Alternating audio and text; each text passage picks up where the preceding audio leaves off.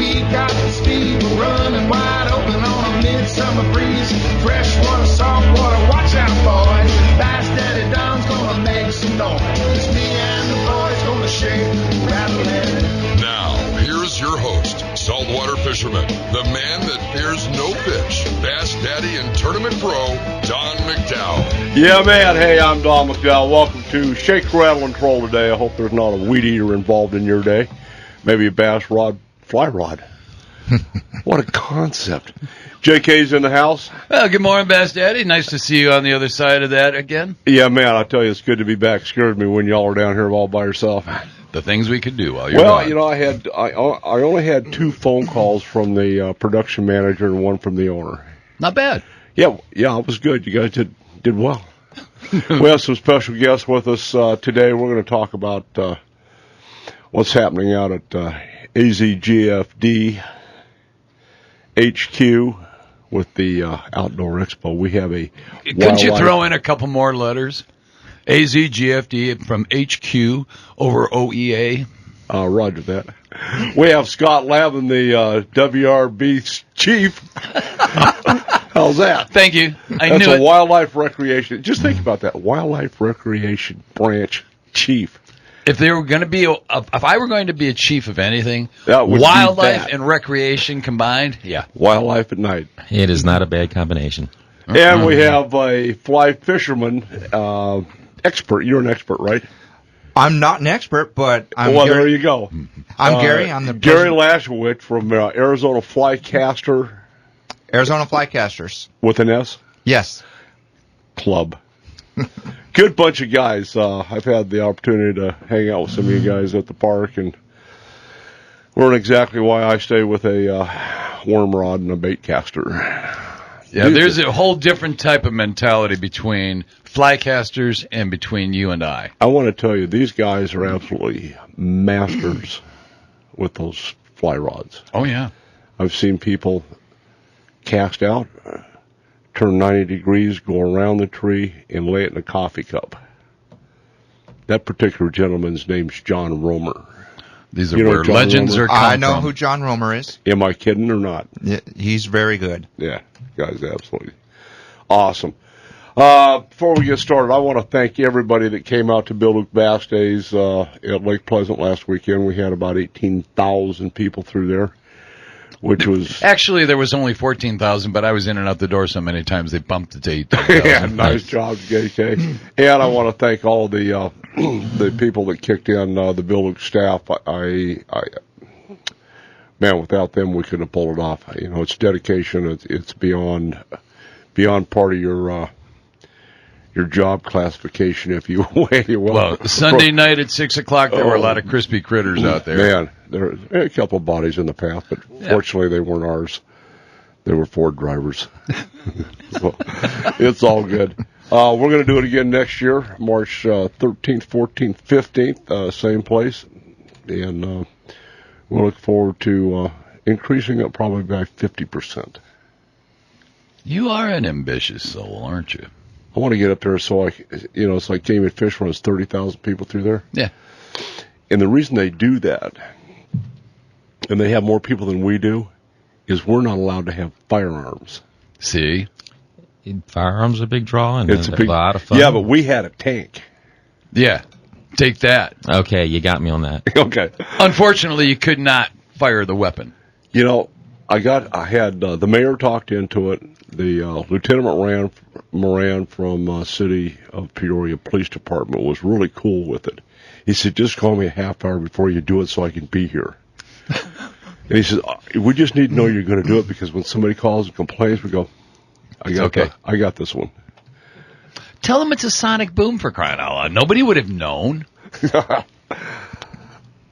had a 76 millimeter live show. So as an old soldier, I'm dying to know what kind of tank, because I'm really feeling I missed out now. You did. This was really cool. We were having an antiques car show, all makes, models. We had some vintage military vehicles, all the way from, I think the oldest one we had was a 1942 Willys Jeep. A couple of those restored, just neat stuff. Rod Shavers happens to own a 1943 M18 Hellcat tank destroyer. Won the Battle of the Bulge. Had we not had that tank at the Battle of the Bulge, your dad would have been a prisoner. Yeah, would be he speaking would. Or frozen to death, yeah. German by now. And I did some checking on it. The thing's fully functional. All the weapon system's hot. It's got a 500 cubic inch radial engine in it, which is... Is that the Buick? No, I'm getting to that part. The Buick Motor Car Company engineered, designed, and manufactured the tank, except for the cannon, which was built by Oldsmobile. I'm just saying, when America gets pissed, we can do stuff. And back in the day, that thing would run 60 miles an hour, which is about what these guys are running the Abrams on a good day will run 60. Huh? You know, very cool. There's some white lettering. It was in a movie, and I need to find the name of the movie because I want to watch it. This tank is called the Avenging Angel, and somebody did a movie not too long ago, about a year ago, about this tank being stranded behind German lines, and they had to fight their way back to the front. So, cool guys that own it. You know, it's just... We did some checking on one. Kim Carter says, well, why don't we just buy one for the dealership? All right. I found one. There's $350,000 at auction plus shipping. I think the shipping will kill Yeah, you. there we go. Shipping's the key. You're going to put that thing on a flatbed train and pray. Nah. It would get here, but it would be spray painted to beat the man. Yeah, I don't think it'd be a wide load. I can tell you that getting a deuce and a half from Springfield here was... what was that, $1,800? You know, not, you know, after you're spending $350,000, what's another $3? Exactly. Yeah. No big deal. Chump change. I think the ADA needs to buy one of those. But we had a lot of other cool stuff out there. The Jeeps, we had Terry Jenkins came motoring out in a U-Haul motorcycle, which is basically a BMW with a sidecar and a 50 caliber on it. Hand grenades hanging on the handlebars. It's all about the options. It is. And thank you for your service. What did you do for the military? I was in the Army National Guard for 9 years. Got to do some neat kind of attachment projects. Once I got my Ranger tab, I got to play around in Central America and kind of missed a lot of the big shows with my timing. I'm older than I look, so. Yeah, you mentioned... He's got a baby face. There's a lot of stuff going on in Central America that's not in the newspaper. Yes, there is. Hoorah. Yeah. Yeah, apparently the military went into Falcon Lake and took care of some drug cartel guys that were shooting at anglers, killed a jet skier. And that was in Central America, though. That's the United States. South Texas. Yeah, South Texas. Thank you. Yeah. So. All right, now I have a question. Can I learn how to fish a bass tournament fly fishing? You can learn how to fish a bass tournament fly fishing. I believe you need a regulation length fly rod. It needs to be 6 feet 9 inches long, I do believe. 6 feet, and why 6 feet 9? Yeah. I believe there's some rules on the length of the fly rod if you're going to fish a bass. They vary from tournament to tournament. So this is a rules team thing? There will be. I was thinking, wait a minute, I'm not going to invest in a boat. I'm not going to spend $50,000 to have a truck and another $50,000 to have a boat. But a float tube and a fly rod, I could be in the tournament next year. Flippers.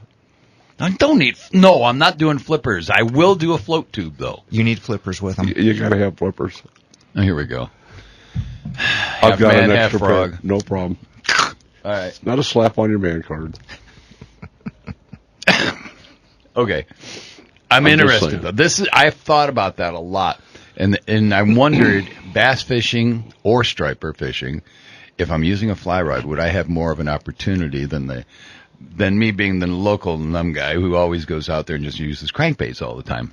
Not saying the reality, yeah.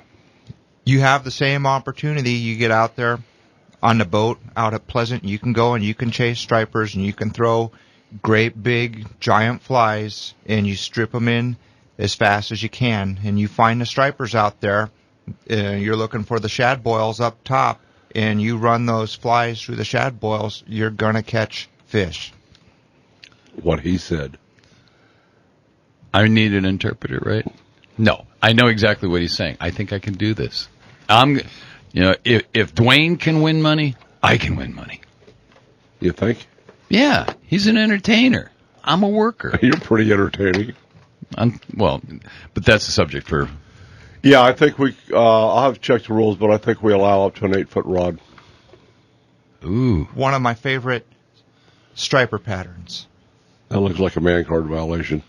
I thought it was a skirt, but it's a fly. I'm sorry. I don't have to wear it. I can. Yeah, you're getting into some secrets here, Gary. Yeah. Real seriously. That is cool. We won't tell the listening audience about what we are visually seeing here, but this is awesome. He's got a whole box of these things. I don't remember loving. Yeah. I don't remember loving you. Yeah, okay. All righty, having said that, Mitch, I'm not going to give the secret out about the water bubble and some of the things that we were doing to catch a lot of bass. I promise I'm not going to do that today. But we are going to stand down, thank some of our sponsors. When we come back, we're going to talk about the AZGFD Outdoor Expo. Just don't see how that could be true. 'Cause I don't remember loving you.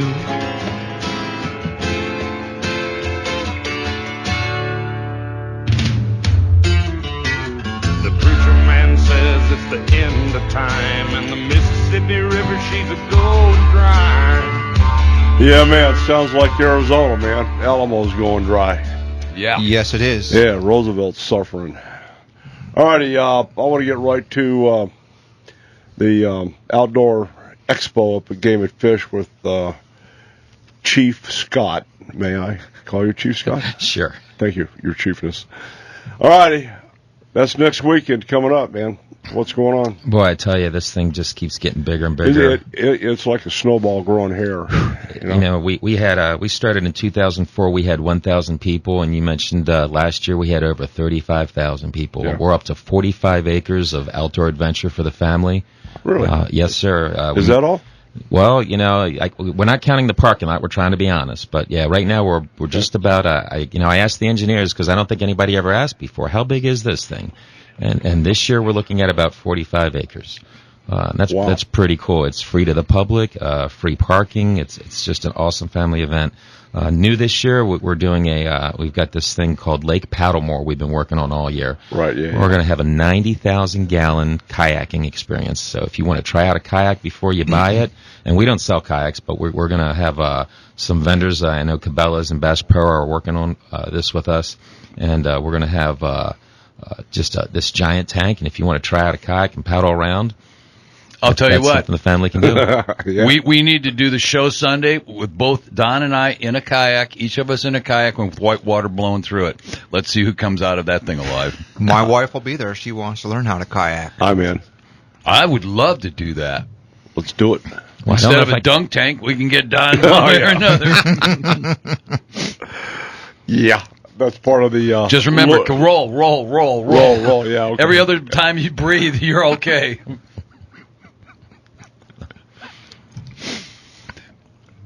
Don't go looking like that. You're going to get inducted to the Wounded Warrior Club. You put 5 guys in it at Billick Bass Days, you just take out your steel, right in the thigh. You'd be in a kayak. Yippee kayak. Yeah. Back to you, Chief. Yeah, so we're going to have the pond, and we're going to have our staff out there to teach you how to do it right and do it safe, and then we're going to introduce you to outdoor groups that can show you where to go and places to go to buy the gear. As always, as you mentioned earlier, we do have we've expanded the firearm manufacturer vendors. So we're going to have our partners Smith & Wesson, Ruger, Beretta. The list just keeps getting longer. POF is coming in this year. I have to ask, yeah. Who is the manufacturer of the puff gun, the minigun? Okay, so Dillon Arrow is going to be out, and they've got that thing bolted on top of an Escalade, and every arrow They go through about 3,000 rounds in about 3 seconds with that thing, and it's quite a show. That's bad. It's a lot of fun, and it's a big draw to the event. I tell you, one of the biggest draws are those cowboy-mounted shooters running around the arena on top of horseback. Giddy up, yeah. Cowboy action shooters. Yeah. They're knocking. They're blowing up balloons with the handguns, and I can barely stay on top of a horse, but to ride that thing and shoot at the same time and not shoot myself. Yeah. Those guys are, and a lot of girls out there doing a real good time. So that's always a big draw. We've got the rock crawlers. Didn't they have some barrel races last year?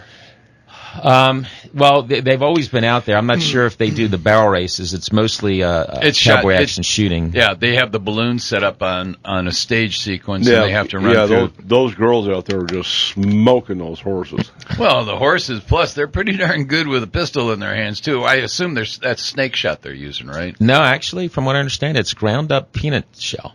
Peanut shells. Because you can be 10 feet away, and if they shoot that, you're not gonna feel it. It's just enough to pop a balloon if you're close enough. I'm gonna try that on your thigh. I knew there was something was coming.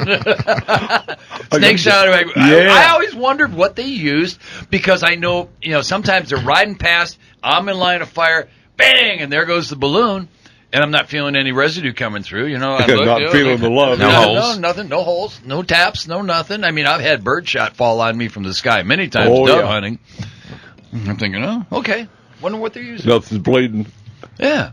So that's what they use, ground peanut shells. Yeah, in another life, I sold bullets, and I had the cowboy guys coming to me saying, why don't you sell our ammo? And I'm like, well, I've got 45 long Colt. They're like, no, we want stuff, and they told me that it's ground up peanut shell. Oh, we could have fun with that here in the studio. Learn something every day. Okay. Oy. Yeah, there's something about city of limit discharges. What if they work on my neighbor's cat? Okay, now the question is, can the avenging angel have that?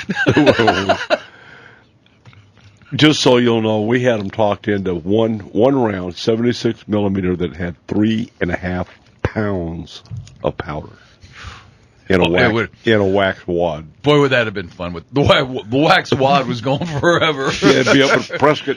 If we could have aimed it the right way, it might have landed in a bald eagle's nest. And they would have thought, success! We finally have an egg. Nice.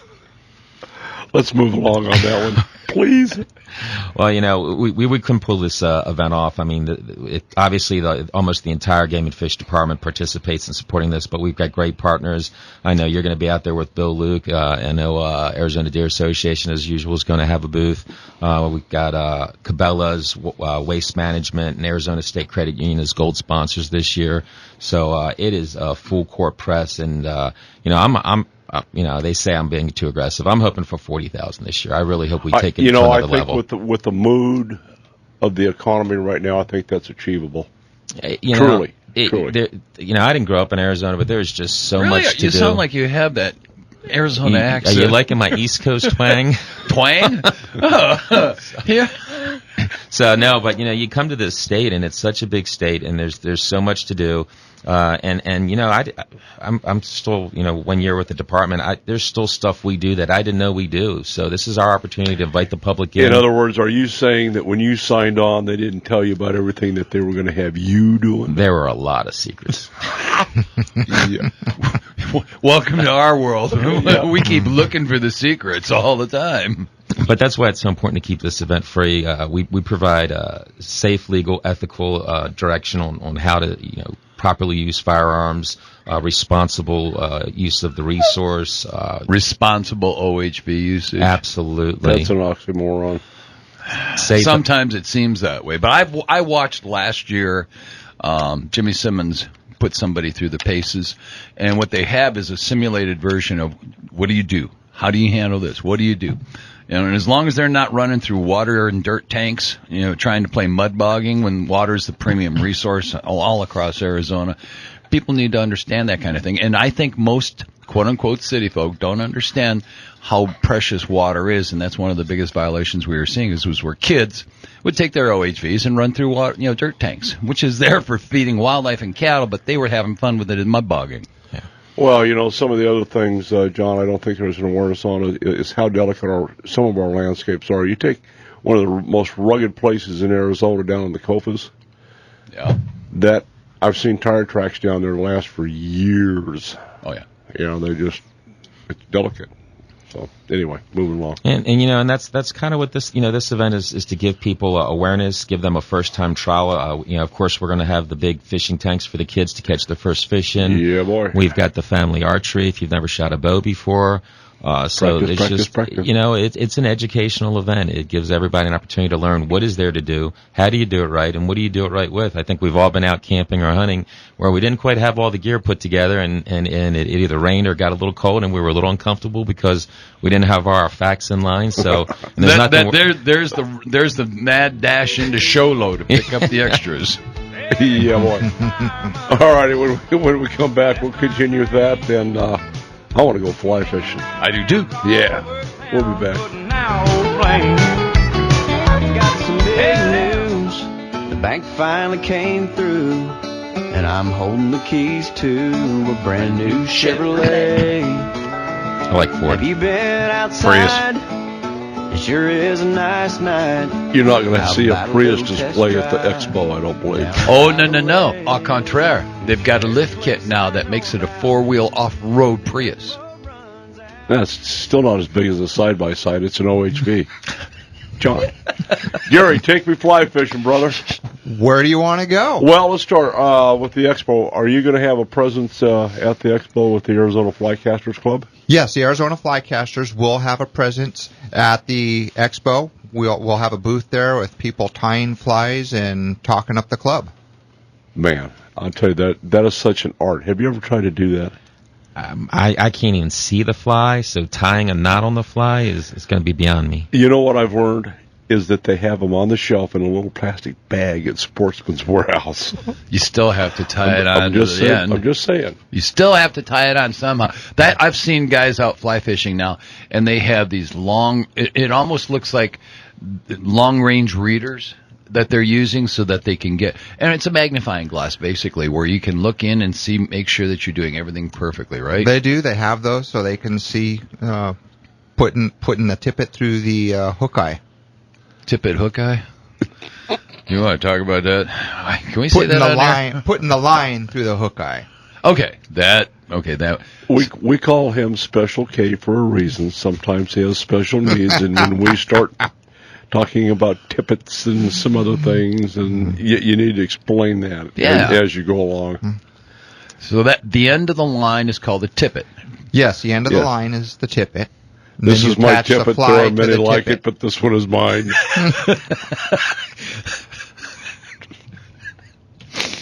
Keep going, please. And now, what's the length of the tippet?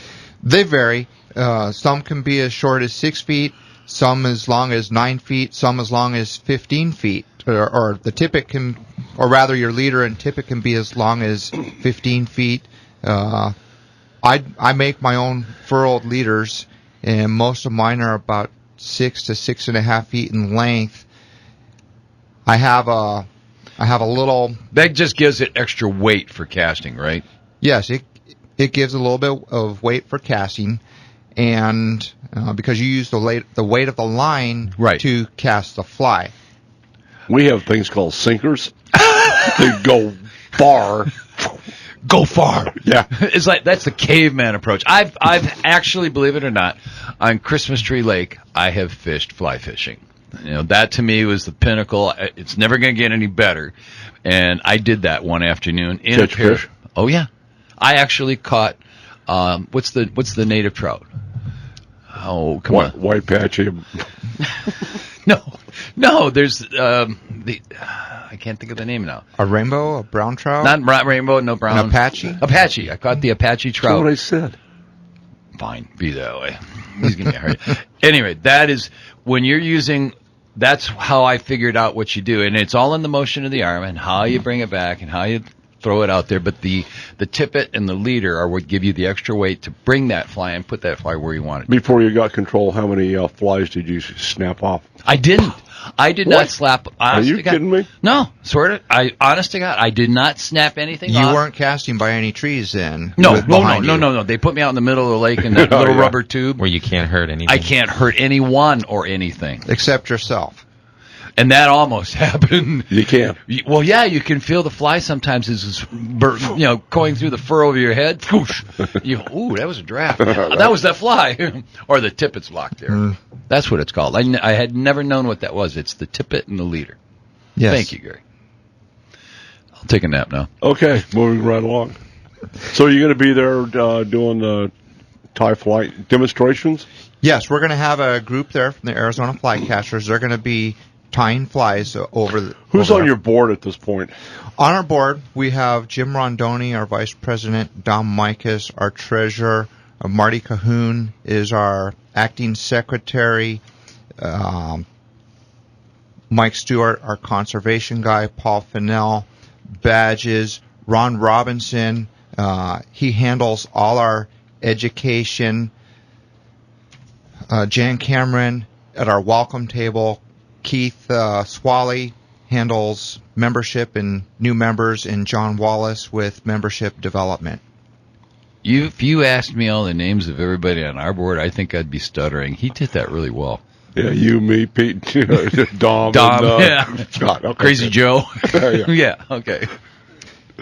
Wow.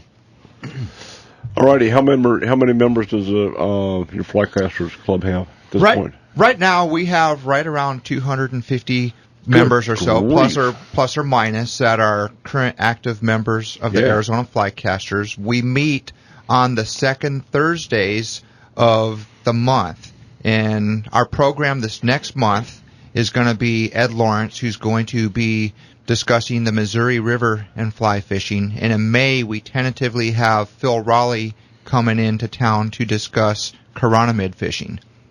Who fishing? Chironomid? Another bug. Oh. I didn't know if it was a fish, a species, or what. I've never heard of that.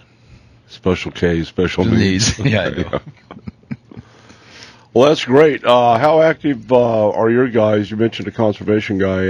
How active is he with some of the issues that we have here in our great state?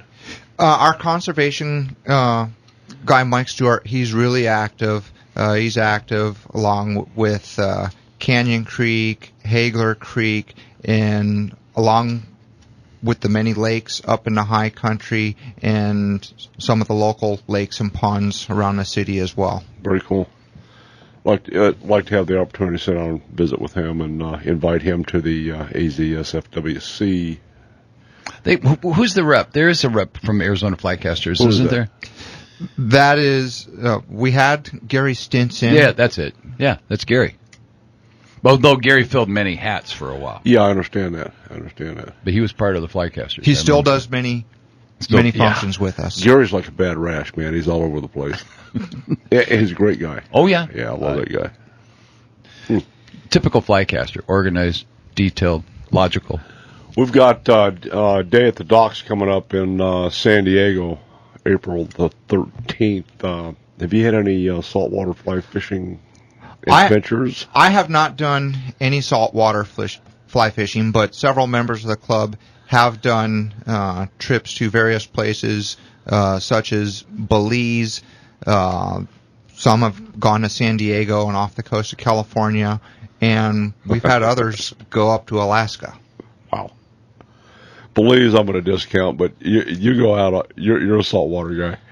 You go out there and you hook yourself up a little bluefin tuna or an albacore, yellowtail, yellowfin, big eye, spanky. It's good stuff. Yeah, you're doing that this year. You escaped it last year. No, I didn't escape. I want to go out on the boat. The only problem I have is they're going to have to do everything to sedate me so that I'm not faced with Dramamine issues. Do you want that orally or intravenously? You know, my doc gave me a thing behind the ear, and we were 150 miles off of Baja last year on a tuna trip, and never a hiccup. Really? Yeah, good stuff. 3 or 4 days, not a hiccup. You know, my suggestion to him was to go up to Winchell's and have a load of bacon. Oh boy! Get some orange juice, wash that down with coffee. Come on, you're good. And then take me out without anything. Yeah. Oh yeah. I would be cheap onboard entertainment. Half a bowl of oatmeal and 2 pieces of toast, no butter, you're good. Game over. Yeah, game over is there. No. I'd be laying in a fetal position in the back of the boat. Yeah, we've had some fly guys out trying to catch tunas, and God love them, boy. You talk about dedication. Ooh. And when they hook up, the other guys, conventional rod guys, they just step back and watch the entertainment. Oh, it's good. All righty, we're going to stand down and thanks some more of our sponsors. But I want to tell you, I keep seeing these commercials about Ford Truck Month. You know what, Bill, Luke, Chrysler, Jeep, Dodge, and Ram? It's always Truck Month. Always.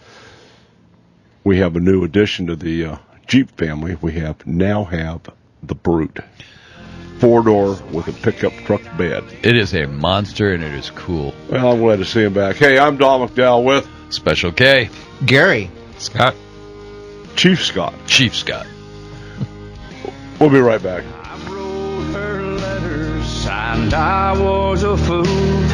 She wrote me back saying when it got around to God and gone. All righty, we're back. Scott, I want to ask, when you get to the expo, where do you park? Because I know you're taking up, 45 acres? Yes, sir. Okay. Do you go in at Ben Avery? Nope. The best course. We've got some highway signs up flashing now. If you go as you get off of 17 and come down Carefree Highway, or if you're coming from Lake Pleasant the other way, you want to pass the range entrance, and there's going to be Maricopa County Sheriff's Department out there. Those guys just do a heck of a job pulling security. Everywhere. They bring out their whole mobile command center, so we'll have traffic, and you would enter. It's not a normally marked road, but it's if you were doing a 1,000-yard event, that's the entrance that you take. Yeah, right there, 1,000-meter. Yes, sir. Thanks for putting that in. No, and we've got, I think, our parking lot is about 1,000 yards long. Yeah. Okay. There you go. Don at one end, me on the other. Yeah, put this apple on your head, John. Okay, and then as we proceed into the expo, what's first? Okay, so first is another new thing this year. We're actually going to have an entrance tent. Used to be you just kind of came off that 1,000-yard range and you were magically in expo, and everybody was wondering, well, what do I go do? What do I go see? So we've built in an entranceway tent. We're going to come in. If you're interested in buying a license or buying some logo wear for the Ben Avery Shooting Facility or Arizona Game and Fish Department or the expo. Do you have any enforcement T-shirts? I don't think we're allowed to give those away. No, I'll buy one. Yeah, you and I both, and then we're going to really have about calling some fun. Fast Track to have one made. Oh, yeah. Well, we were going to do that, Scott. We were going to get the Game and Fish emblem, put it on a white pickup truck, and then park outside of Christie's. You guys look like you like to dress up a lot. That's a man card violation. Don't go there. Yeah. So, but no, you're going to come in that tent, and then we're going to have staff there to kind of help you out. You are here, where to go. First thing you go into is the youth fishing tent there. If you want to catch a fish. Very cool. And then you go into family adventure, and that's where most of the state and federal agencies are. Scouts, youth development clubs, on just kind of activity groups that are not for profit or educational based. And then it really starts getting busy quick. You've got the family archery area. You've got the First Shots program, where if you've got a youth that wants to learn how to fire a .22 caliber rifle, we're going to have our uniformed wildlife managers on hand there to kind of show them how to do it right. Cabela's is going to have a watchable wildlife collaboration with our newly revamped watchable wildlife program at the department. We're going to have, and they're going to have so the family archery is for ages 8 and up. They're going to have a youth archery area for ages 7 and under. And then you go from there into the boating area, where we're going to have the new Lake Paddlemore. Of course, we're going to have the pros over at Sportsman's Warehouse showing us how to do casting. I'm not sure if they're going to do fly casting, but we've got the casting demo tank out there. How deep is Paddlemore? Paddlemore is going to be about 24 to 30 inches. You're in kayaks, so inches. It doesn't. Inches? It's My head's going to be banging off the bottom. Doesn't have to be deep to float. I don't float. You can put a bass boat in that. Well, you did over at the Princess. Yeah, about but it. it's a no-wake zone, so. Didn't say anything about rooster tails. Yeah. Wow, it sounds like you're finally funneling people in a direction that you want them to come in one way, do a circuit. Do they going to come out? Is it going to be like a U, or is it going to be they just have to come back? How's it going to work? So we've always had the people movers. So we've got the trams that'll take you from the parking lot to deep into the expo if you want. But you're right. We've spent some money this year. We've got some You Are Here kiosks we're going to place to help map people, and of course we've got lots of staff on the ground. But it's pretty linear until you get down past the boating area, and then to your right you're going to have all of the firearms vendors and manufacturers. Straight ahead you've got the commercial tent where a lot of your optics dealers, sporting goods stores, and so forth will have booths and presentations there. Followed by my favorite tent, which is the NGO tent, the nonprofit game organization tent. Right. And then the opposite side of the road is where you get into your OHV. We're going to have. Don't tell me you're having rock crawlers again. They're a permanent fixture. Absolutely. So we kind of moved them a little to the left and gave them more developed area right next to the clay target area. Bill Luke will be out there with that group. Oh, really? Yeah, Jeeps. Oh, yeah, that's true. They should be. For that, the Jeeps are one of the best that'll do that. I thought I'd ask Scott, would it be appropriate to bring the M923A2 to crawl over the rocks? It would crush the rocks. It wouldn't crawl over them. I'm just wondering if you throw a tread or something, how do we tow it off? I've got a 12,000-pound winch. I'm just saying. And I'll bring you a tow rope. Okie dokie. So, and I hear also, so once you get over in that end, we've got that clay area to try out shotguns, and I hear we're going to have the Beretta tractor trailer rig out there this year. Nice. Which is a big old shiny truck where you can go through and see some really fine firearms in there. That sounds like a fun day. Yep. Well, watch your wallet. Oh, yeah. Yeah, that's good stuff. Serious dent. Yeah, what's it cost to fire some of the Ruger stuff? You can buy bullets or something. So basically, the whole firing line is staffed with uniformed officers. So the range safety is real, top priority. If you're shooting, I think if it's up to 45 caliber, it's $2 for 5 bullets. If you want to shoot the bigger guns, I'm not sure if it gets up to $2 a bullet. Yeah, we were shooting 50s out there last year. Just out of boredom. You've got stronger arms than me. Yeah, I love those 50s. Pow! Yeah. Nice stuff. And that's one of the bigger draws, so you might want to get there early if you want to be trying out. Where, logistically, where's the nonprofit tent versus the shooting range? So as you're coming down the kind of the main aisleway there, I guess you'd say the shooting range is to your right, and the NGO tent is directly to your left. So should I bring earplugs? You know what? It's amazing. It's an open area and the way they have the berms set up, I was shocked that once you get about 10 yards off that firing line, you can have normal conversation without hearing protection. This is the 22 range, right? No, this is the main big range. bore. Serious? Yeah. Now there's a loud pop when those 50s are going off every now and then, but for the most part, no. It's once you're off that firing line, and then, of course, once you're in the tent. Last year we had some of our soldiers from the guard out there. They were good till they started shooting the 50s. God love them. Yep. Yeah. Derailed. Little nerve-wracking. So very cool. What are the hours? So Saturday we're 9 to 5. Sunday we're 9 to 4. And it's and there's nothing Friday, right? Well, Friday we've got an educational day. We invite the schools and the homeschoolers out. It's afternoon, and it's just open to the youth. So it's not the full-blown expo. It's just kind of the family adventure area and those youth first step programs to kind of give them some time. Since he's in a special needs category, can he come Friday? I can make a special arrangement. Yeah. I'm sure Kelly Thumb wouldn't mind having you out there. Oh, yeah. Kelly and I go back a long way. And Gary, where's your exhibit going to be? Our exhibit is someplace in there. I'm not exactly sure where. I know it's in there, and we'll have a big banner. It'll say Arizona Flycasters on it. Can we join your group out there? Yes, you have a membership drive. Yes, you can. You can join our group. It's one of the best bargains in the valley. $35 for a year. That includes the whole family. And a tippet. It includes the whole family. You get to participate in all the events, all our outings, whether they're local or out of state. We do just a bunch of stuff. Do you still have breakfast with your outings? Yes, we still have. I got to tell you, man, that's yum stuff. Based on what bass fishing is versus what they offer, yeah. I would much rather go with the Flycasters than any bass tournament. Yeah, we do the breakfast with the Dutch oven cooking. Yes. Therein lies the last one difference. I went to was just right up the street here at Steel Park. Yeah. Spent the whole day out there eating. We like to fish as much as we like to eat. No, you guys are off. We get coffee, donuts, and a hot dog. That's it.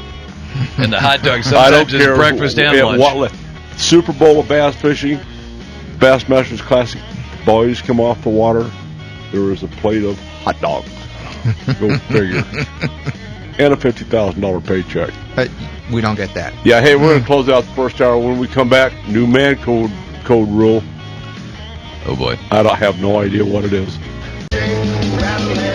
Now, here's your host, saltwater fisherman, the man that fears no fish, Bass Daddy and Tournament Pro, Don McDowell. Yeah, man. Hey, I'm Don McDowell. Welcome to the second hour of Shake, Rattle, and Troll. In the house with us, as always, JK. We have Gary from the Arizona Flycasters Club and Chief Scott from azgfd.gov. And now, it's time for Man Card with Tim Andrews. Surely you can't be serious. I am serious. Tim, are you with us? Good morning. I am with you this morning. Well, I want to thank you for playing along today. Before we get started, how was your adventure with Flathead Ed out at the 16th Annual Bill Luke Bass Days?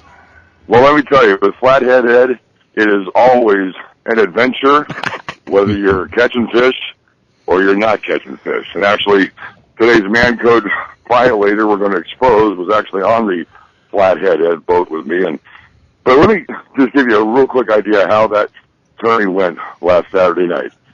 When you fish from 2 o'clock in the afternoon till 10 o'clock at night for bait fish, and you end up with 3 bluegill, and you wake up the next morning and you've got 3 live bluegill, looks like they hadn't even been harassed, it was probably not a really good night for flathead catfishing. Well, I do have one question. Is it my imagination, or does Flathead Ed have enough wax on his mustache to wax my truck and my bass boat? Oh, actually, yeah, and he did my trailer the other day. So he just kind of walks by, kneels down, and you're done. And you get stabbed. Yeah. So, yeah, we didn't bring in the winner. Of course, now, if we'd have known, Ed said, look, we're throwing back anything under 20 pounds because those are just dinkers. Who knew it was going to be a 9-pound catfish that won the whole thing? Oh, that's wrong.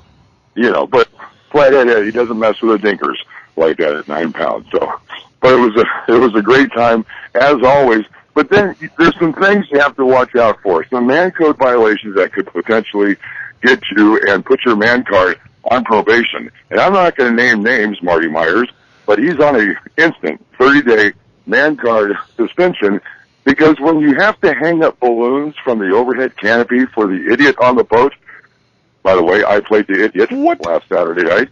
Well, the overhead canopy sits about 5 foot 7.5 inches. Fortunately, I'm a little bit taller than that. And after the 7th time of forgetting to duck and slamming my head into the overhead canopy, Flathead Ed, he has a plan for that.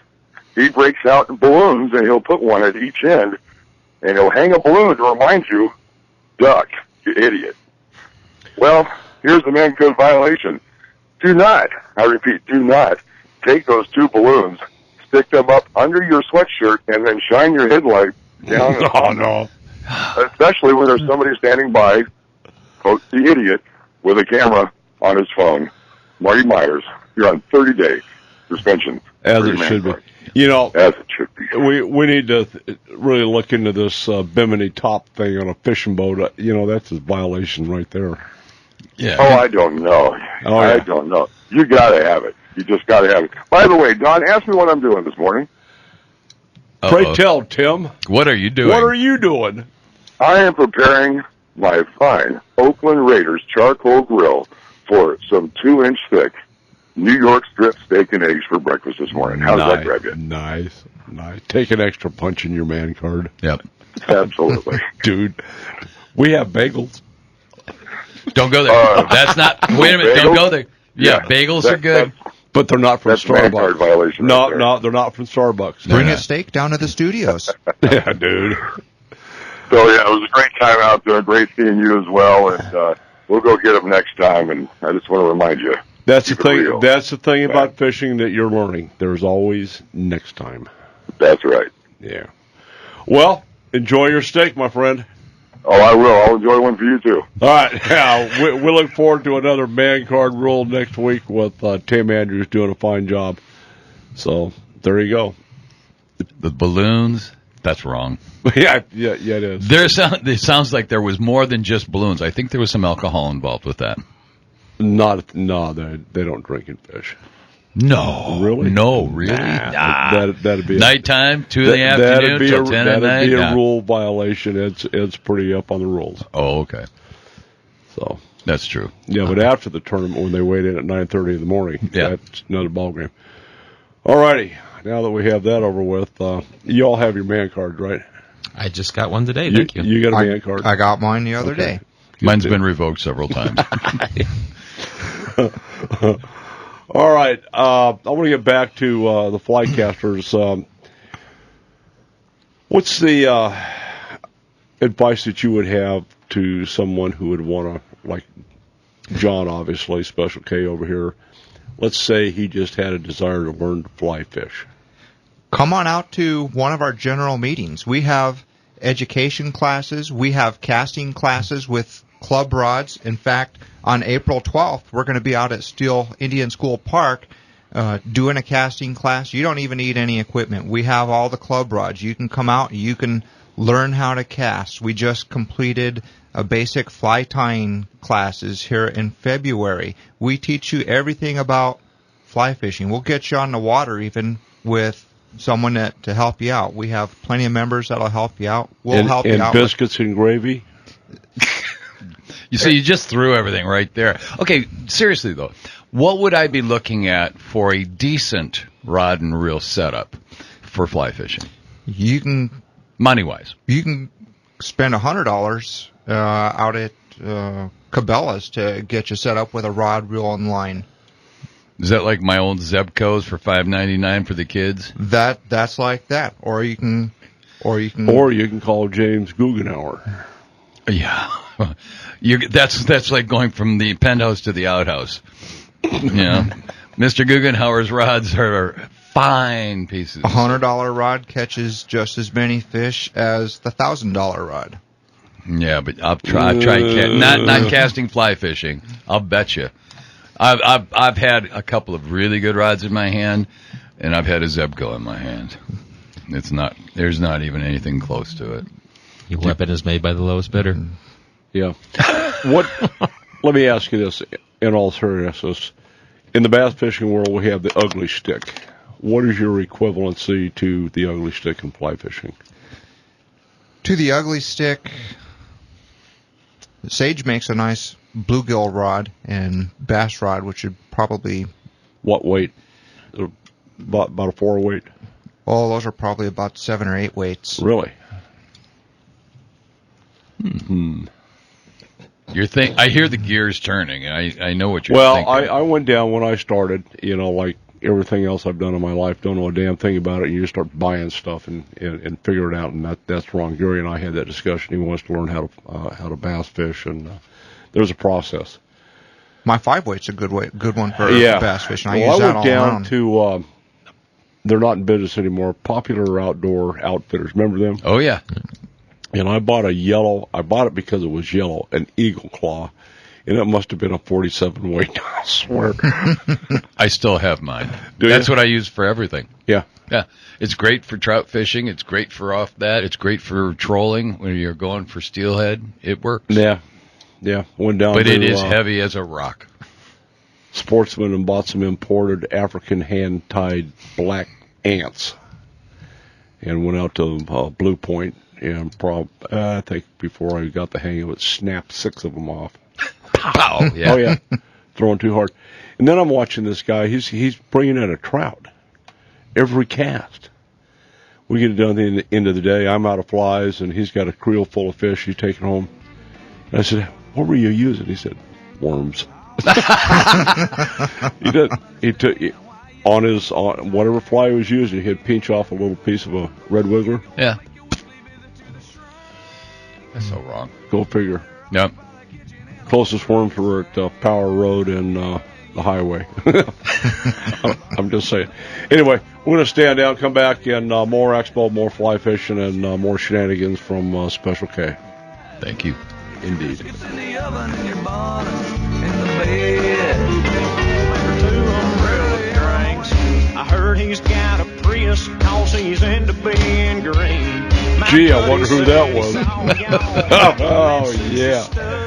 Okay, Gary, finishing up on where John was going, asking about beginning investment. Are you guys able to guide him down the path of what not to buy? Yes. And all the mistakes that we're going to make because we don't know what in the world we're doing? Yeah, we have plenty of people in the club that'll help you choose what's right for you. It's like buying a car. You need to go out. You need to cast them. It's like test driving a car. You need to cast them, really? Feel what's right for yourself. And try that in Cabela's before you end up buying them. Yeah, Cabela's does let you cast the rods there before you buy them, just like the Orvis store does out in Scottsdale. You can cast them before you buy them. Where is the Orvis store in Scottsdale? They are up at Greenway and Scottsdale Road. Is Cindy Howard still up there? She is not there anymore. She has her own business. She is now a guide for fly fishing Arizona and beyond. Outstanding. Wow. She gave me a spanking one day. Right there's another man card violation. She is a good, very good fly fishing lady. We got into it right here in the studio. She was sitting right where you are. She said, "I can outfish you." I go, "What? Get the hell out of here." All right, me, you, and the boat. Let's go. We went up to Swirl Lake one morning, and there was 2 or 3 other boats and some of her other lady fly fishing persons, and we went to war. You lost? I did. Badly? Pretty much. My fish were bigger because I was down deeper, throwing soft plastics and some top water. She's out there. And she had the numbers. Flipping ants or whatever the word she was flipping. And it was just like, excuse me, can you stay here with the net? Yeah, I ended up buying lunch for 4 of those girls. Oh, man, what an eye-opener. Same thing with John Romer. We're up at Apache Lake enthralled at a bass fishing tournament, and John's out there messing around with a fly rod, catching smallie after smallie. He was catching fish in 25 feet of water. From the top? Yep, with fly rod. He had lead line or probably out of full sink line. And whatever you all use. What's a full sink line? The line's going to sink down in the water, and probably a weighted fly too, which is going to help it sink. And fluorocarbon line, which he was just blistering us. Oh, sure. Yeah, we weighed 14 pounds, and we watched him pull in 100. Oh boy. Yeah. And unless you're in a tournament, if I'm out on the water for the day, I don't care what I'm catching as long as I'm catching. If it's just keeping busy. That's exactly it. Yeah, pretty much.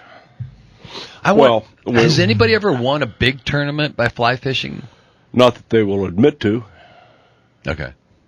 In the bass fishing world, using a fly rod's a man card violation. It's all about the money. Yeah, it is, but these guys aren't going to admit to it. They won't tell you if they were using a crankbait or a spinner blade. Yeah, that's true. For a fact. I watched last Sunday when the final payments were made, since it was you, me, and the winners all hanging around waiting for their checks, and I was waiting for the beer truck. And those guys would not reveal what they were doing until everything was signed, sealed, delivered. Here's your check. The tournament's been over for 8 hours, but they're not telling anybody what they were catching them on. Nope. No, and the guys who do, John Murray and Clifford Perch and some of the pros, and just you don't have a problem telling these guys, I was here, I used this, I did that. The game is already over. You can't go out and catch Gary's fish. Gary can't catch your fish if you catch any fish at all. And it's that kind of thing. You can't go out and duplicate what John Murray does. There's only one guy that can do what John Murray does. That's John. That's his style. And him and Clifford and these guys that do it for a living, they're absolute masters. You can try to duplicate it, but it's going to be the next day. You go back to the same spot, the atmosphere, the climates have changed, the wind's blowing from a different direction, the fish are doing something else. You don't do the same thing today that you did yesterday. No. Neither do the fish. They're going to be lucky to be there the next day. They migrate, they move up, they move down, they chase this, they chase that. And they're not in the same spot.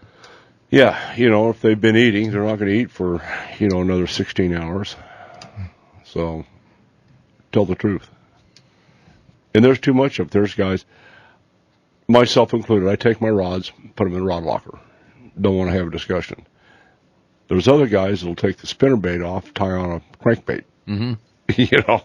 Bring it in. And, it's like seeing my buddy Andrew. He's up in the Salt River. Got a crankbait tied on when he comes in. So where'd you catch fish? Oh, I was down on Tono. What'd you use? Spinnerbait. Yeah. Okay. Yeah. Thanks, buddy.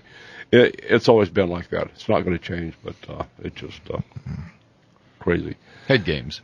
Yep. Yeah. All right, let's get back to the expo for a minute. How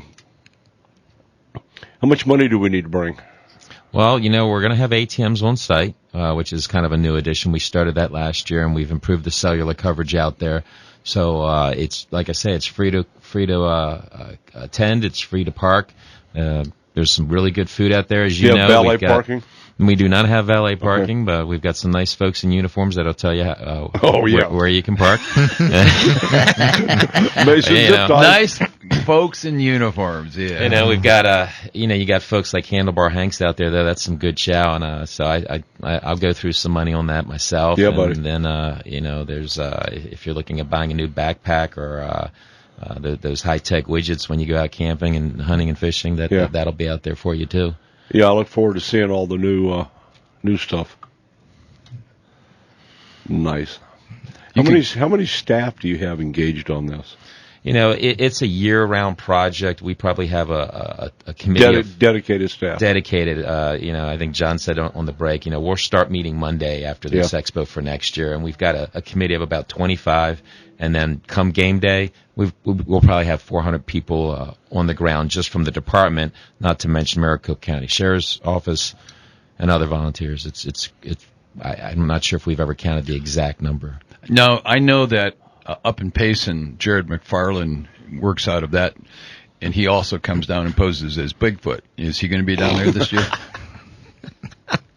I'm not aware of any predicted Bigfoot sightings, but, all the regional offices come down and set up a presentation. So, if you're Phoenix-based, you can come down and see what's going on out of the Yuma office, what they have to offer. Matter of fact, Yuma brings the city of Yuma into their booth with them. You'll have folks from Flagstaff, Kingman, Payson.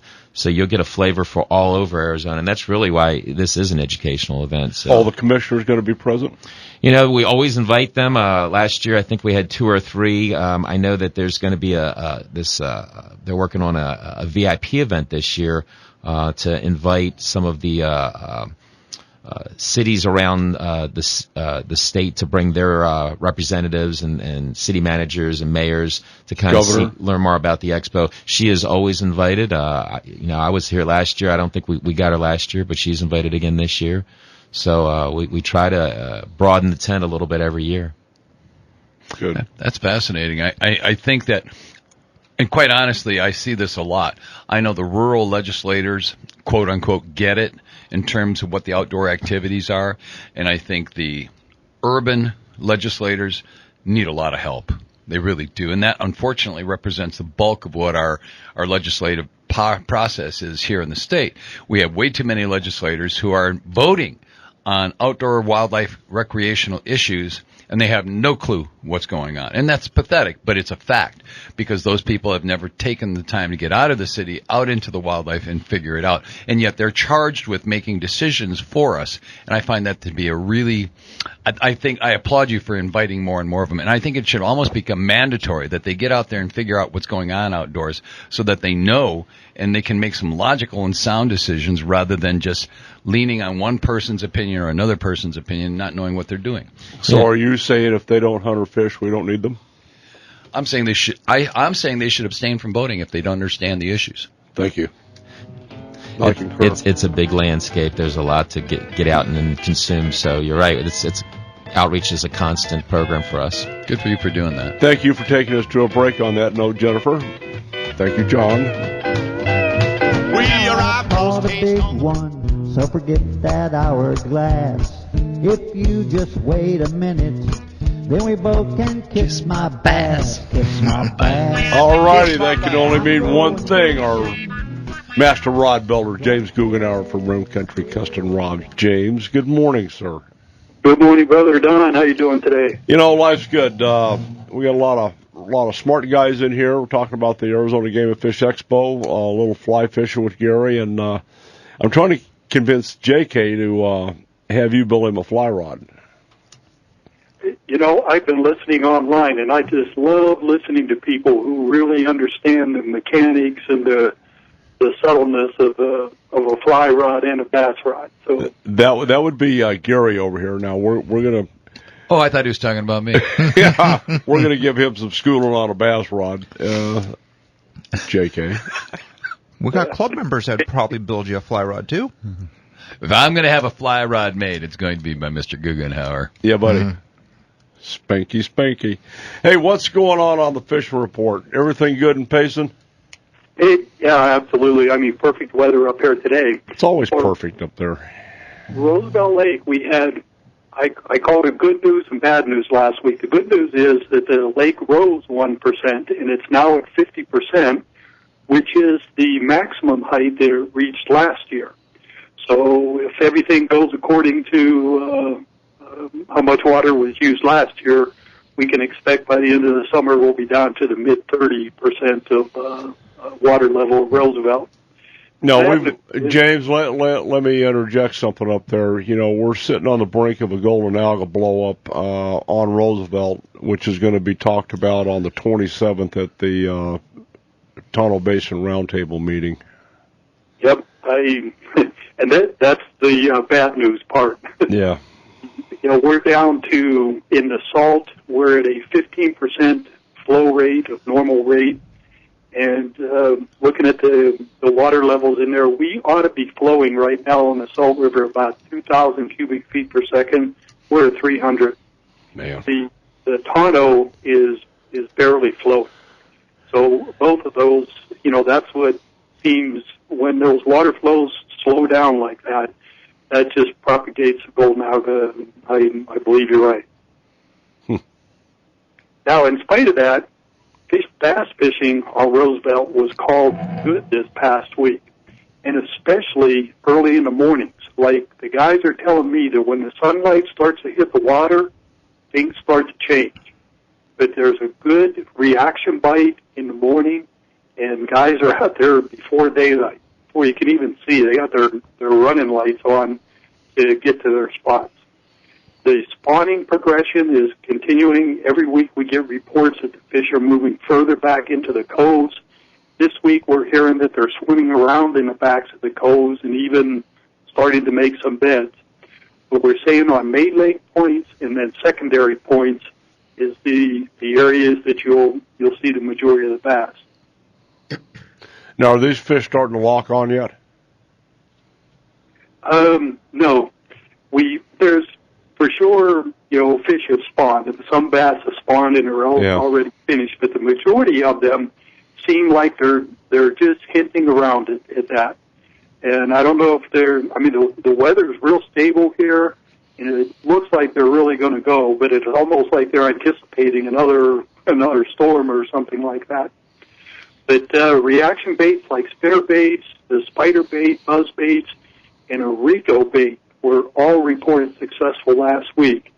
And once again, this is in 20 feet of water or less.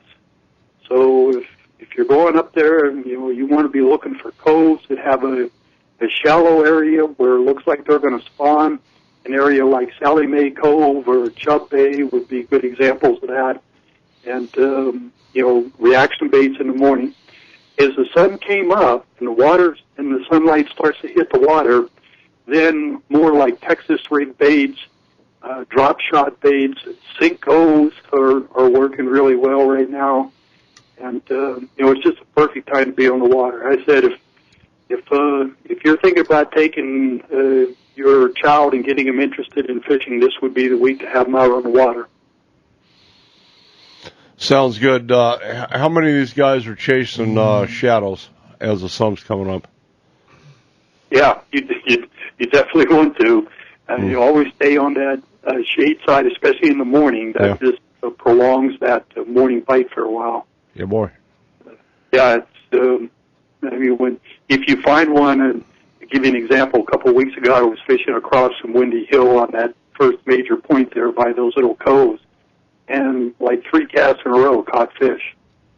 So they're right there and they're waiting. But, nice. Last too long. Okay, you've got some stuff coming up in Pace, and you're going to be participating in the Mountain High Games this year. Come on. Come on, James. Haven't heard from Cameron yet, but I'm sure we will, and I'm sure he'll be looking for your input too, Don. Well, we're going to have a conversation next week. Are they having the ATV rodeo? And I know they're doing the Monster Mutter. JK's already training for that. Yep. Yeah. I think the ATV rodeo is on. But I was telling Cameron, I saw him at a function that we had up here about a month ago. I told him I miss dragging you around on that cowhide. No, it's your turn, James. Yeah, you get to ride. Those pictures are priceless. Yeah, thanks. Yeah. Mm-hmm. Yeah. Hey, the other thing, we want to remind everybody that this Thursday, March 27th, we're having our next Gila County Roundtable meeting up in Tonto Basin. And I think everybody's aware, been reading about the Arizona Game and Fish going to restock Rosebell Lake with Florida strain bass.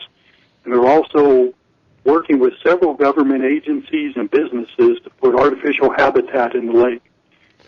Now, both of these activities are aimed at minimizing the impact of the gizzard shad that are in that lake. And this is going to be a very positive meeting. We're hoping for a good turnout in Tonto Basin. So Thursday, March 27th at 6 p.m. at the schoolhouse in Pumpkin Center. Okay. So hope to see a lot of people up here. Don, I know you'll probably be making the trip up. And oh, yeah.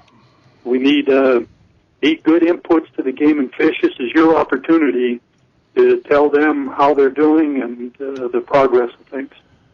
Yeah, I had hoped to have a report by now on, we've got numerous grant requests in, but the last information I had, we're not going to know anything on ours until July at some point.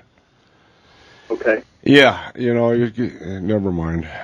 That won't be, it sounds like a long time. I know we all want things done faster, but as we talked about, the process that needs to be followed, like for habitat as an example, it is excruciating when you hear all the stakeholders that are involved in putting habitat into the lake and go through to get there. And most frustrating is the duration that they have to respond when you make a request. Well, we're trying to, I wish you hadn't brought that up because I don't want to get on a soapbox, but I'm on it. There are 8 different agencies that we have to get permission to put habitat in the water. And my goal this year is to, with the department, the commission, is to start unraveling this bureaucratic mess. Thank you. Game and Fish is tasked. Their fiduciary responsibility is to grow game and fish. SRP is to make sure water comes out of the dam so we have warm showers and drinking water, and I get all that. But some of these other people that have a stake in it, they really don't have a dog in the hunt here. And like the Southwest Bald Eagle Management Committee, they need to get the hell out of it and let the Game and Fish Department do what they are tasked to do. We don't need input on Lake Pleasant from the White Mountain Apache tribe. They're not in the geographic region. They're not in the economic footprint. They need to manage the wolves that they don't have and haven't had for 20 years. So I'm just saying. That they get paid $200,000 a year to maintain. All right, back to you, Jim. I need to shut up now. Well, it is frustrating. I share your frustration. It seems like there's a fine line of who's responsible for what areas. But it seems that one of the things that's clear is that the water in Roosevelt Lake is more managed by the Tonto Forest Service than it is the Fish and Game. So they are the decision makers, and they'll be the ones that ultimately will decide when, where, and what types of habitat go in there. Well, we've gotten down to the point, this all started with Bill Clinton and the feel-good and the third-grade mentality that the country has now.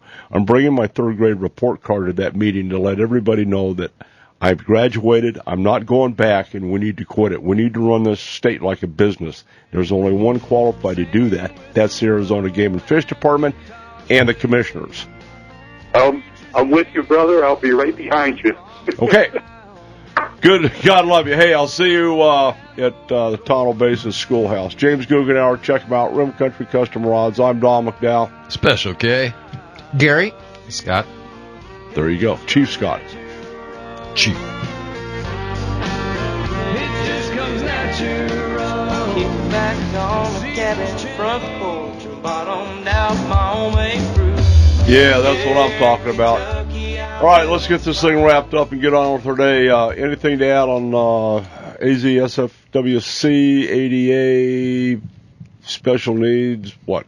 Well, the special needs, other than my own personal special needs, no. No, we had, 2 weeks ago, we had the Twin Buttes project, which you were kind enough to participate in, and you and I put more screws into metal than we ever should have. Yeah. Last week was Bill Luke Bass Days, which served more beer than I ever thought possible. And next week is the Arizona Game and Fish Expo, azgfd.gov. Our ADA will be out there with a booth, and this week, Tuesday, is the AZSFWC Bass meeting. So cool. On behalf of Arizona Flycasters Club. Well, I'm Gary. We're pretty busy coming this month. We're going to be out at the Arizona Game and Fish Expo on April 5th. We'll be out at Ben Avery Shooting Range at Biscuit Tank with Project Healing Waters Fly Fishing. We have our general meeting, which anyone is welcome to attend on April the 10th at the Sunny Slope Community Center, located at 802 East Vogel in Sunny Slope. We got a casting class coming up on April the 12th. We have a general education class on April the 22nd. And we're going to be out at the Chase Ball Field on April 26th with the Arizona Diamondbacks out there. They don't have a pond out there. But I think Game and Fish may bring a pond out. But really? We'll be pretty busy. We've been known to do that once or twice. So we'll be pretty busy this month. I thought it was because they had cheerleaders and the Coyotes don't. Whatever. Boy, you guys are just screaming. Congratulations, and my hat's off to you with all the engagement on the education, conservation, and sharing the skills of your craft. Thank you. Good deal. We're going to see if we can't make Steel Park. I'd forgotten how much fun that was. I'm game. We have plenty of casting rods for you. Well, I'm thinking the Dutch oven apple cobbler. Yeah, Yeah, I knew there was food tied to it. That'll be after the December biscuits outing. that are sizes of a softball that come out of them. Oh. That'll be our December outing when we have the Dutch oven cooking. We'll be out at You'll see me in December. Park. Yep. That'll All work. right, Chief, give us a rundown one more time on whatever you want to. So we got the expo next week, and obviously, and just as soon as the dust settles, April 12th, we're going to be hosting a banquet. We're partnering with Tread Lightly. It's for saving recreational shooting in Arizona. You guys probably know there's been a big push to close 500,000 acres of public access west of Phoenix to recreational shooting. That's the only property within 30 miles of Phoenix that you can still go out and recreate on for That's something shooting. we need to litigate on. You know, currently the feds have said we can keep it open if we develop an educational program to change the behaviors of poor use of the resource. So we want to get people to stop shooting 100-year-old cactus, blowing up their computer monitors out in the desert. So the Save Recreational Shooting in Arizona banquet, we're going to have a fun shoot starting at 2 o'clock and a banquet starting at 5 o'clock out at the Clay Target Center at Ben Avery. The fun shoot and steak dinner, it's $100 a person. If you just want the steak dinner, it's $50. And if you want to register, you can go to tiny.cc/AZRECS. Basically, it's tinycc/AZREC shooting. You just used the whole alphabet. I didn't come up with that. Wow. Yeah, go ahead, write that one down. I dare you. Yeah. Anybody who's mobile now, go ahead. If you can repeat that. We got a couple minutes. Tell me about the new customer portal coming up. So we're working on revamping the online experience for Arizona Game and Fish. And right now, if you go to the website, there's a lot of stuff if you're a biologist or if you're keeping up on legislation and so forth. But if you're an average Joe like me that just wants to know where to fish or where's the next clinic, it's not exactly tailored to my personal experience. So we're working on a customer portal to develop. The first release is January 2015. We're going to have it where it's going to start to be a personal experience for you. So John, if you wanted to have all about deer and deer hunting in Arizona and bow hunting clinics and so forth, you could say this is kind of what I want my experience to look like. Right now, if you go to the website, it's kind of overwhelming. The future, and this won't be in January, but the future down the road is we're going to have an experience where it opens up and you help architect your landing page, kind of like a Facebook thing, only you won't be able to stalk people on it. It'll just be your personal page, and it won't be visible to other people, but it'll still be familiar to you. It's going to be like Cox Cable and Contour. It knows me! Eventually, yeah. We want to have it fitting more to your needs and your opportunities. One thing I'd like to throw out, you mentioned there's a lot of stuff on the current website. I definitely encourage people just to go there and look at the challenges and the battles in the battle space called Arizona, and all the non-outdoors people, the Center for Biological Diversity, the Guardians of the Earth, and Lobos of the Southwest, and who'd I miss? Defenders of Wildlife. Those, those bills and these fights that we're in, they're trying to take our ability to recreate away. Period. They want us out of the woods, off the water, and would like to see Cabela's and the rest of the box stores out of business. It is so important to stay informed, and the current website as it is will never go away. But to your point, if that is your passion, you can include that into your experience of the new portal to say, I want to be informed. I want to know about hunter issues. I want to know about access issues. It is a passion. It's beyond that. It's an obsession. I object to these people telling me how I'm going to do, how I'm going to live, and where I'm going to do it. This is my state. Those are my aminals, and I'm going to fight to the death to keep everybody's rights. And I applaud you for it. Well, we're in a fight. We can't do it by ourselves. We've got a battalion of guys at all of the ADA and the sheep guys, the elk guys, and these guys and that guys. We raise a lot of money. And we put an awful lot of money in the ground that the antis don't. Water holes, as an example. What was the Twin Buttes worth? Twin Buttes was a $45,000 project. Rounded up $50,000. I'd like to see any of the antis, put $5,000 in the landscape. Well, there's a lot of miscommunication out there, and you guys and the department are really the only ones who are doing real work, really out in the field. And Arizona is so unique. I come from back east where we had Ducks Unlimited, and that was about it.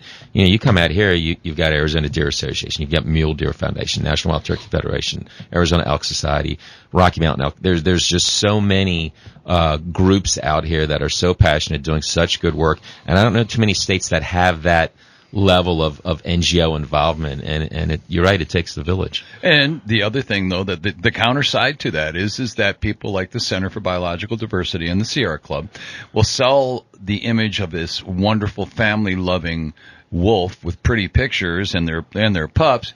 And all the groups that you just mentioned, we're the ones setting the buffet table by doing all these projects, making sure that there's enough critters for wolves to eat.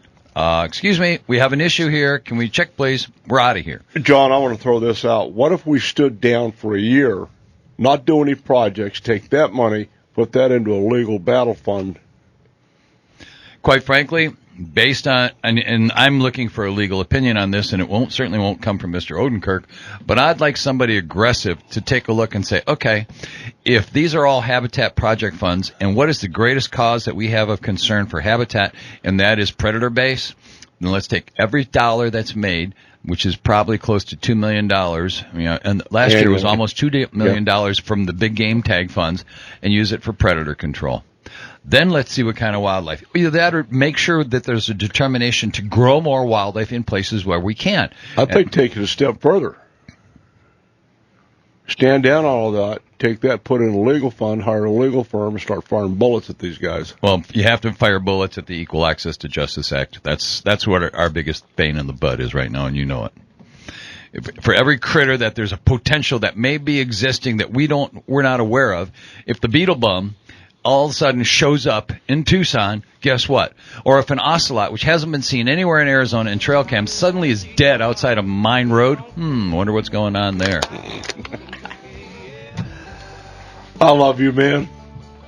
The soapbox is gone. Yeah. I don't believe it's not decaffeinated. I still don't believe it. Yeah. I want to thank you, Gary, for coming down. You guys are welcome here anytime, and thank you, and check us out on the ArizonaFlycasters.org. Okay, me and you on the bass boat. Scott, God love you for doing what you're doing, Chief. Thanks so much for having me. It's a task. I know when you signed on, they kept a lot of things from you.